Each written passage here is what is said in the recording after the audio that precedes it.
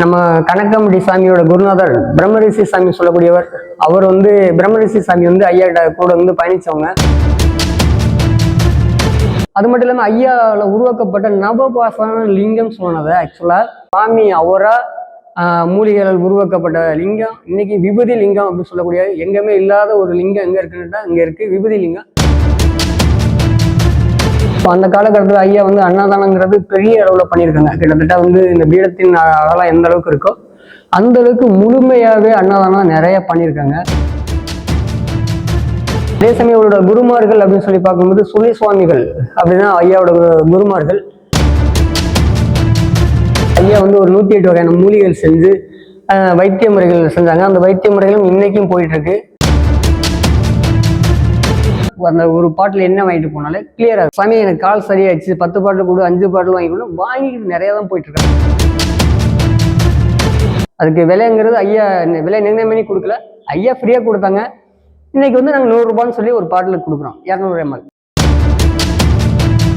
நிறைய வெளிநாடுகள் வந்து நிறைய வராங்க. அதே சமயம் வந்து புதுக்கோட்டை, தஞ்சாவூர், சென்னை, மும்பை இந்த மாதிரி அதர் மாநிலம் அதர் ஸ்டேட் மட்டும் இல்லாமல் வெளிநாடுகள்ல இருந்து நிறைய வந்துட்டு போறாங்க.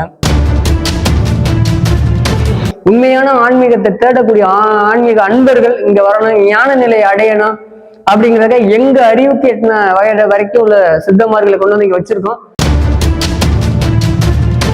மணிக்கணக்கில் இருக்கணும். அவங்க ஆக்கப்பூர்வம் ஒரு நிமிஷம் ஐயாட நிறைய பேசுறதுனால அவங்களோட உள் மனசுல ஒரு நிமிஷம் பேசினா போதும் சாமி.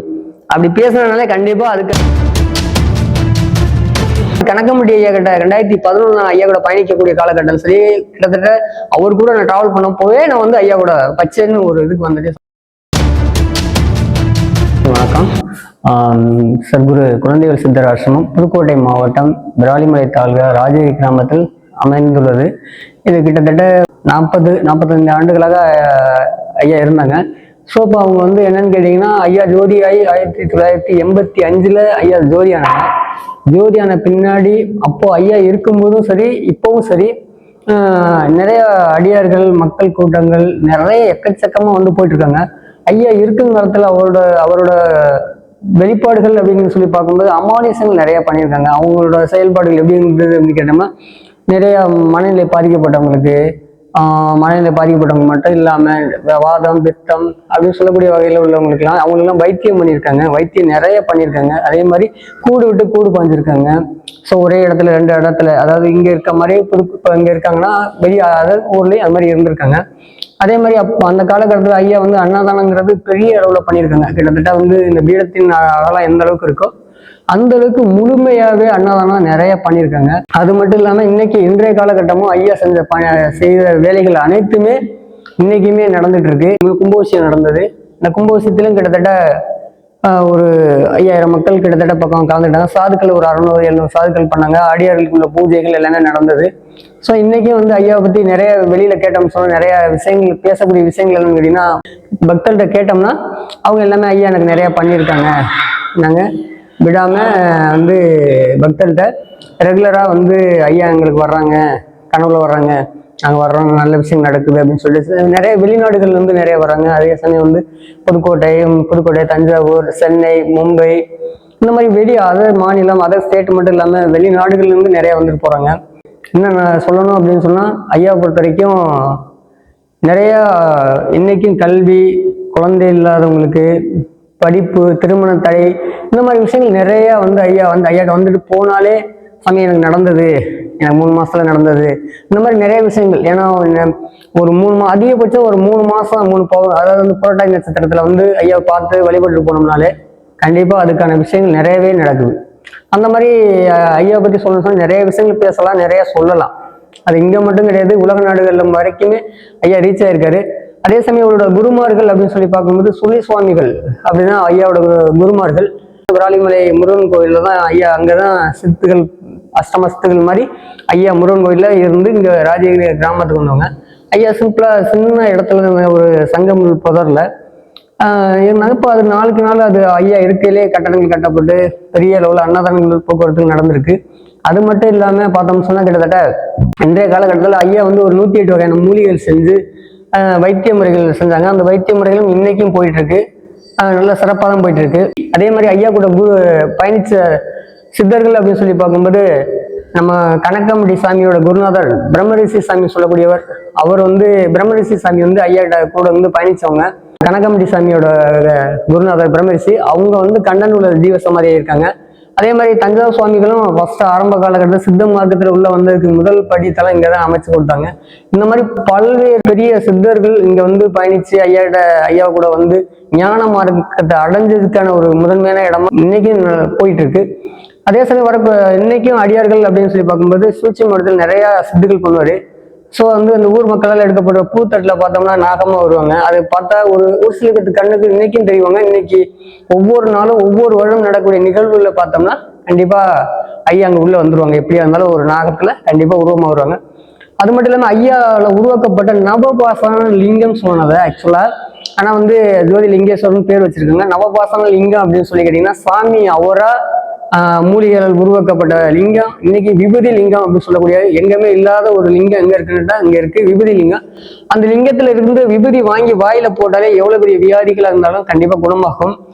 எவ்வளவு பெரிய பிரச்சனைகள் இருந்தாலும் குடும்ப பிரச்சனையா இருக்கட்டும், குழந்தை இல்லாத பிரச்சனை இருக்கட்டும், திருமண தடை தோஷமாட்டும், பிள்ளைங்க கல்வி பிரச்சனையா இருக்கட்டும், எதுவா இருந்தாலுமே வந்தீங்கன்னா கண்டிப்பா வந்து ஐயா தரிசனம் பண்ணிட்டு போனீங்கனால கண்டிப்பா 100% ஒரு சிறப்பான பலனை தான் கொடுக்குறாரு. ஐயா நான் பிறந்தது வளர்ந்தது எல்லாமே இதே ஊர் தான்.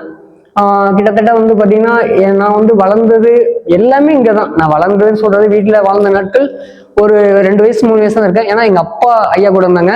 ரொம்ப எல்லாமே பாரம்பரியமா ஐயா கிட்ட தான் இருந்தேன். இன்னைக்கு நானும் ஐயா வழியில தான் போயிட்டு இருக்கேன்.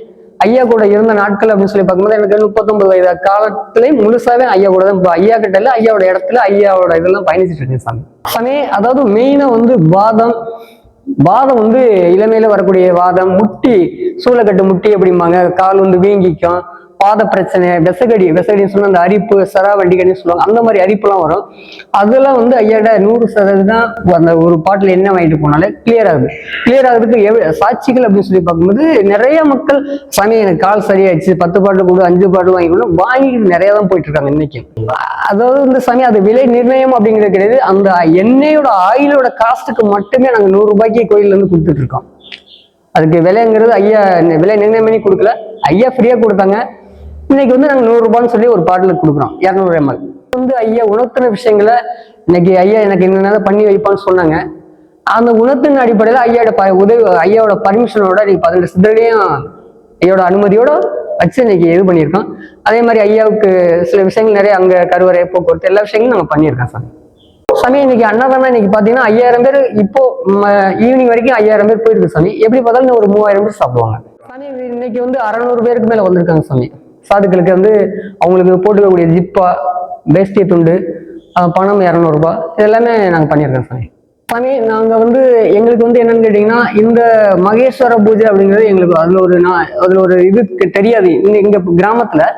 அதை வந்து தஞ்சாவூர் சுவாமிகள் மூலியமா அவங்களோட நான் பயணிச்சு ஐயா கிட்டத்தட்ட ஒரு 30 வருஷம் 2002ல இருந்து தஞ்சாவூர் சுவாமியோட பயணிச்சிருக்கேன். அவரு எனக்கு வழிகாட்டுதல் அடிப்படையில அதை வந்து ஐயா இங்க வந்து செஞ்சு காமிச்சாங்க. இப்படித்தான் செய்யணும்னு சொல்லி செஞ்சு காமிச்சாங்க. அவங்க காட்டுதல் அடிப்படையில கிட்டத்தட்ட ஒரு 10-12 வருஷம் பக்கம் நான் பயணிச்சுட்டு இருக்கேன், நடந்துட்டு இருக்கு சாமி. ஆடைகள் இன்னைக்கு அப்படிங்கிறது ஒரு மனிதனை அவங்களோட டிஃபரெண்ட் காட்டுறதுக்காக அப்படிம்பாங்க, அப்படி கிடையாது சாமி. நான் உடுத்திக்கிட்டது எனக்கு எப்போதுமே பச்சை பிடிக்கும். நான் அதே மாதிரி கனகம்பட்டி ஐயா கிட்ட 2011 ஐயா கூட பயணிக்கக்கூடிய காலகட்டம் சரி, கிட்டத்தட்ட அவர் கூட நான் டிராவல் பண்ண போவே நான் வந்து ஐயா கூட பச்சைன்னு ஒரு இதுக்கு வந்துட்டே சாமி. பச்சை வேட்டி அப்படி கட்டுறது இப்போ மட்டும் இல்லை சாமி. நான் ஒரு 20 காலேஜ் முடிச்ச பின்னாடி நான் முழுசா வந்து பச்சை வேட்டி தான் சாமி கட்டி போயிட்டு இருக்கேன் சாமி. எங்களுக்கு வந்து பாத்தீங்கன்னு சொன்னா கிட்டத்தட்ட வயல் இருக்கு, விவசாயத்துக்கு நிலங்கள் இருக்கு, கிணறு இருக்கு, அக்கா இருக்காங்க, அவங்க பாத்துக்கிறாங்க, அண்ணன் இருக்காங்க. அண்ணன் அவங்கவுங்க தனியா இருந்தாலும் அக்கா பாத்துக்கிறாங்க, அவங்களால முடியுது அவங்க பாத்துக்கிறாங்க. அவங்க அதுல இருந்து வரக்கூடிய வருமானத்தை செலவு பண்ணிக்கிறாங்க. முழுமையா வந்து ஐயாவோட கிட்டத்தட்ட 100% சொல்லக்கூடாது. என்னோட 39 வயது காலகட்டத்துல சித்த மார்க்கத்துல சாமி நான் பயணிச்சிருக்கேன், பயணமும் பண்ணிக்கிட்டு இருக்கேன். ஐயா குருநாதர் என்ன வழிகாட்டுதோ அவன் பயணிச்சுட்டு இருக்கேன். என்னோட குருநாதர் வழிகாட்டுதல் அடிப்படையில இன்னைக்கு இவ்வளவு பெரிய கும்பாபிஷேகத்துக்கு புரட்டாதி நட்சத்திரத்துல இவ்வளவு பெரிய சாதுக்கள் பூஜை, மகேஸ்வர பூஜை நடத்திருக்கலாம். என்னோட குருநாதர் காட்டுதல் வழியின் அடிப்படையில தான் இது நடக்குது சாமி. அப்படிங்கிறது என்னோட ஆக்கப்பூர்வம், என்ன ஆத்மாரின்னு நான் சொல்லுவேன் சாமி. இது வந்து பாத்தீங்கன்னா ஐயா இருக்கும் காலத்திலே வந்து அவர் ஓய்வு எடுக்கிறதுக்காக செய்யப்பட்ட இதுங்கய்யா இந்த இது வந்து என்னன்னு கேட்டீங்கன்னா ஐயாவோட திருவுருவத்தை நாங்கள் வெளியில ஊர்வலமா எடுத்து போகக்கூடிய இந்த விஷயங்களை நம்ம ரெடி பண்ணி வச்சிருக்கோங்கய்யா. ஆனா ஐயா இருக்கும் காலத்துல பயணிச்ச இது வந்து இந்த சேர் தானங்கய்யா. இந்த சேர்ல வந்துட்டு ஐயா படுத்திருப்பாங்க ஓய்வு நேரத்துல. படுத்திருக்கும் போது அவங்க ஆழ்ந்து வெத்தலை பார்த்து போக்குவரத்து வெத்தலை போடுவாங்க. அதை அப்படியே படுத்துட்டு அப்படியே அசந்து நெத்திரையில ஆழ்ந்த நெத்திரையில இருப்பாங்க. ஆனா தூங்க மாட்டாங்க, நெத்திரையில இருக்க மாதிரி தோணும் சாமி. சாமி ஐயாவோட சிலை வந்து பாத்தீங்கன்னா திரு குறிஞ்சி மோகன் சொல்லிட்டு ஐயா வந்து அந்த குறிஞ்சி மோகன் உங்க ஜமீனு அவங்களுக்கு ஐயா போய் திருமணம் பண்ணி வச்சாங்க. அவங்களோட வாரிசின் அடிப்படையில இன்ஸ்பெக்டர் அவர் இன்ஸ்பெக்டர் சொல்லிட்டு தேவராஜன் அப்படிங்கிறவர் அவங்க ஐயா வந்து செஞ்சு வச்சிருக்காங்க. இங்க நிறைய ஞான மார்க்கத்தை உருவாக்கணும். இங்க இந்த இடத்துல வந்து ஞான மார்க்கம் மட்டும் இல்லாம கல்வி, படிப்பு, குழந்தைகள், திருமண தடை தோஷங்கள், அனைத்து விதமான தோஷங்கள் நிவர்த்தியான உண்மையான ஆன்மீகத்தை தேடக்கூடிய ஆன்மீக அன்பர்கள் இங்க வரணும், ஞான நிலையை அடையணும் அப்படிங்கிறத எங்க அறிவுக்கு எட்டின வரைக்கும் உள்ள சித்தமார்களை கொண்டு வந்து இங்க வச்சிருக்கோம். அவங்கள வச்சு இன்னைக்கும் பூஜை பண்ணிட்டு இருக்கோம். இன்னைக்கு ஞான நிலைக்கு அடையிறவங்க அப்படின்னு சொல்லி ஆசைப்படாங்க. கண்டிப்பா ஐயாட்ட வந்து அவங்க உட்காந்து ப்ரே பண்ணாலே மெடிடேஷன் மணிக்கணக்கில் இருக்கணும். அவங்க ஆக்கப்பூர்வம் ஒரு நிமிஷம் ஐயாட்ட நிறைய பேசுனதுனால அவங்களோட உள் மனசுல ஒரு நிமிஷம் பேசினா போதும் சாமி. அப்படி பேசுனதுனால கண்டிப்பா அதுக்கான வழியே காமிச்சிருவாங்க. எவ்வளவு பெரிய ஞான நிலை அடையணும் ஆசைப்பட்டா கண்டிப்பா சர்க்குரு குழந்தைகளை ஐயா வந்து பாத்தீங்கன்னா ஞான நிலை அடையலைங்க, உண்மையா சொல்றேன். அதே மாதிரி எவ்வளவு பெரிய மன கஷ்டங்கள் இருந்தாலும் ஐயா கிட்ட அவ்வளவு ஈஸி கிட்ட வர விட மாட்டாருங்க. எவ்வளவு பெரிய கோடி சொன்னா கூட ஒரு டைம் 2 டைம் 3 டைம் தாண்டி வருவாரான்னு செக் பண்ணுவாரு. செக் பண்ணிட்டு தான் அதுக்கப்புறமே அவர் ஏத்துக்குவாரு. எவ்வளவு பெரிய ஆட்கள் இருந்தாலும் இங்க அவ்வளவு ஈஸியா உள்ள வர முடியாதுங்க. அடிப்படை ஒரு ஏழ்மையா இருக்கவங்க கண்டிப்பா ஐயாவுக்கு வந்து சேவை பண்ண முடியும். கொஞ்சம் பணக்காரங்களா இருக்காங்க, எனக்கு தேவை அப்படி இப்படின்னு சொல்லிட்டு இங்க இது பண்ண முடியாதுங்க. அப்படி பண்ணாங்கன்னா அவங்க விரைவில் கீழே வந்துருவாங்க. அதனால இந்த இடத்துக்கு வரணும்னாலே முதல்ல அது ஒரு பாக்கியம் செஞ்சாதான் இங்க வர முடியல, வர முடியாதுங்க. வணக்கங்க.